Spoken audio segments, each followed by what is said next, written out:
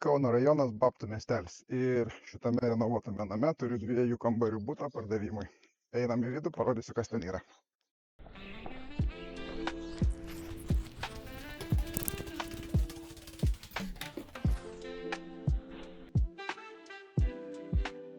Čia turime beveik 42 kvadratinių metrų butelį, tai nuo įėjimo po kairę pusę.